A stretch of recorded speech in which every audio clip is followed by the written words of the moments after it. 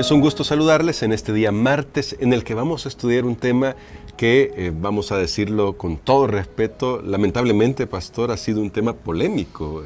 Se ha convertido en un tema polémico, más bien dicho, no es que ha sido, se ha convertido en un tema polémico y es el tema maldito en un madero. Ya vamos a hablar de eso en detalle, así que le invitamos a que nos acompañe en una oración. Nuestro bondadoso Padre, hoy queremos aprender cómo usa tu Hijo, el apóstol Pablo, los textos de Deuteronomio que también lamentablemente se han utilizado para desvirtuar tu pacto. Hoy ayúdanos a poner en su justa medida y en su justa dimensión lo que Pablo quiso enseñar. Lo pedimos en el nombre de Jesús. Amén. Amén.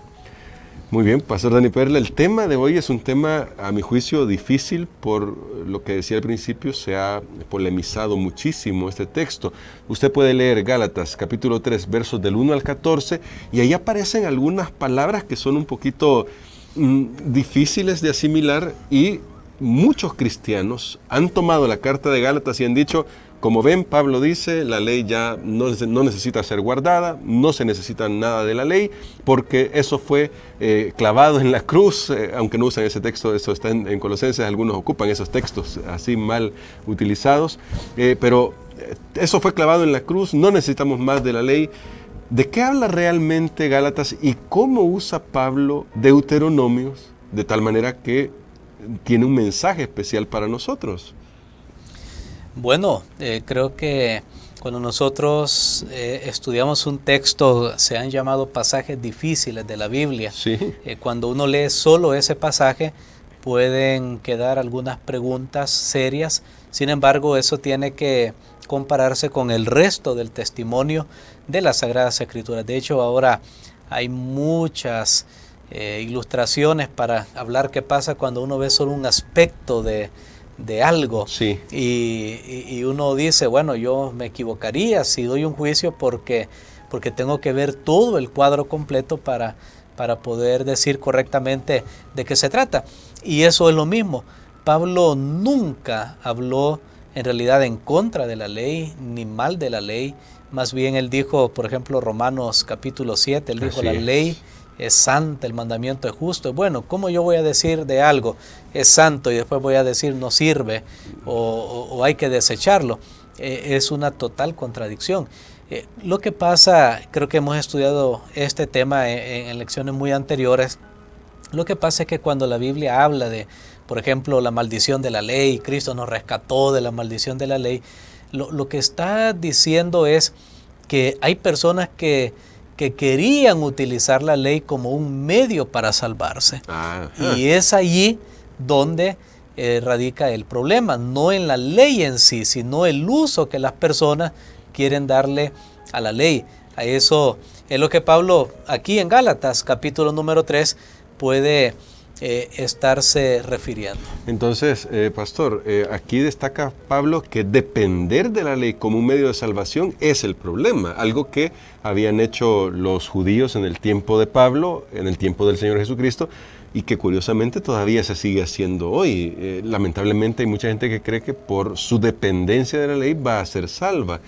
Pero entonces, pastor, ¿cómo utiliza Pablo Deuteronomio para poder esclarecer lo que realmente está diciendo allí en este texto, que es un texto difícil?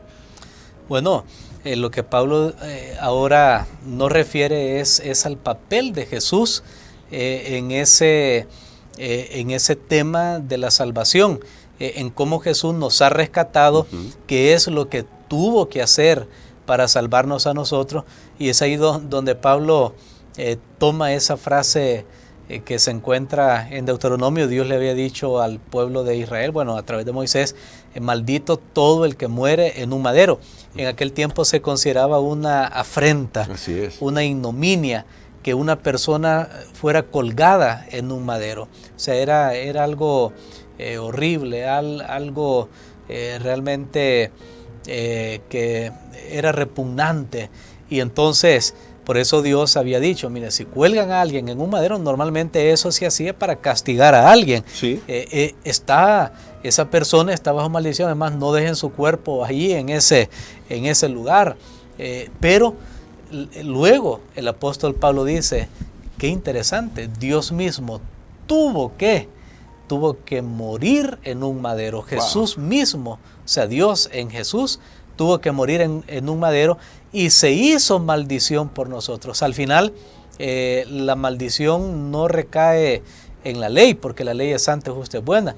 La maldición recae en Cristo, que es bueno, es santo, es justo, pero que toma nuestro lugar y decide ir hasta la cruz. Hablando de ese sacrificio de nuestro Señor Jesucristo, ¿qué pasaría si yo tuviera que pagar por mis pecados? Es decir, cuando pensamos en esto, ¿qué sería de mi vida si yo tuviera que recibir el justo castigo por mis pecados? Y cómo esto debería llevarme realmente a comprender lo que Pablo está enseñando aquí es que si no fuera por Cristo, estaríamos irremediablemente perdidos. Absolutamente, porque una persona dice, no, yo voy a pagar por mis pecados. Está bien, usted puede pagar por sus pecados, pero entonces tendrá que saber que lo que le toca es la muerte eterna. Wow. No solo es pagar la condenación por el pecado, sino nunca más regresar, nunca más volver. Wow. Eternamente quedar separado de Dios y de su creación. Eso es, no habría retorno, no habría más posibilidad. De eso fue lo que Jesús nos ha librado. De eso fue lo que hablaba las Escrituras cuando decía que Cristo iba a ser levantado. Bueno, lo vamos a ver en otra lección, sí. Porque Él prefirió hacerse por nosotros pecado, a fin de que nosotros fuésemos hechos justicia de Dios en Él. Es un trueque maravilloso.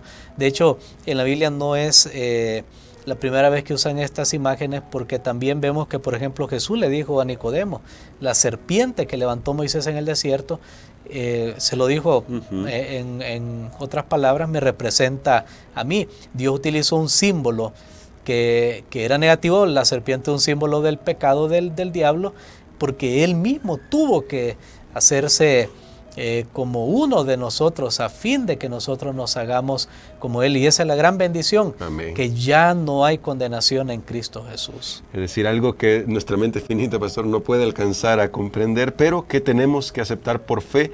Así que cuando la Biblia habla de este texto, este pasaje, nos lo presenta, un texto difícil, como decíamos, Gálatas 3, debemos recordar que no estamos hablando de que la ley no sea válida. Lo que no es válido es usarla para salvarnos.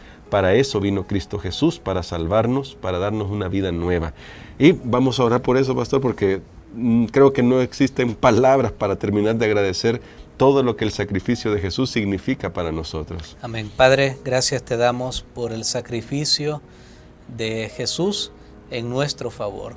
Gracias porque Él estuvo dispuesto y lo hizo finalmente de tomar toda nuestra carga, toda nuestra culpa, a fin de que nosotros podamos recibir su justicia perfecta. Amén. Señor, gracias porque tu ley es pura, es santa, es buena, es justa, es verdad. No pudo ser quitada por nuestro pecado para que no existiera pecado, sino que solo tuvo que ser cumplida en sus demandas. Te damos gracias porque Jesús fue el que cumplió. Gracias, Señor, porque nos rescatas de la condenación del pecado y Jesucristo es nuestro sustituto perfecto. Ayúdanos a mirar hacia Él y ser salvos. Lo pedimos en el nombre de Jesús. Amén.